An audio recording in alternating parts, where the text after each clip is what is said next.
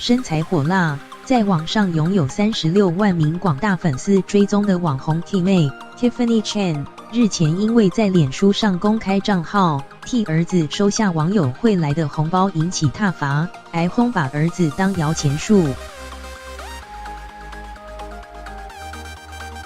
近日，他又在脸书上发文表示有包养公司找上他，同时公开自己的行情，甚至直呼客户怎么不直接找 T 妹，都不知我多饥渴。网红 T 妹22日在脸书上晒出一张爆乳照，并 PO 文表示有包养公司找他，于是他好奇问了自己的行情，1个月6天就破100万加。T 妹愤愤不平地表示，记得之前很多人要包新年礼金给 T 宝，大多包几百祝贺心意，我无故被辱骂乞丐、讨气，价值观偏差，甚至有人认为我会为那一点小钱敛财，红包怎么敛？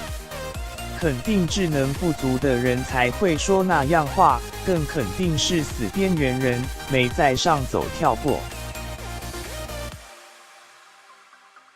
T 妹痛斥网友，我只看到上很多智能不足的人在废，连红包是赠与都搞不清楚，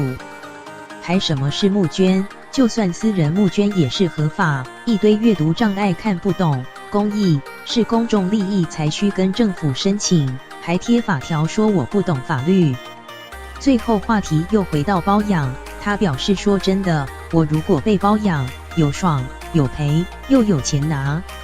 什么是价值观偏差？也不看看人家的行情。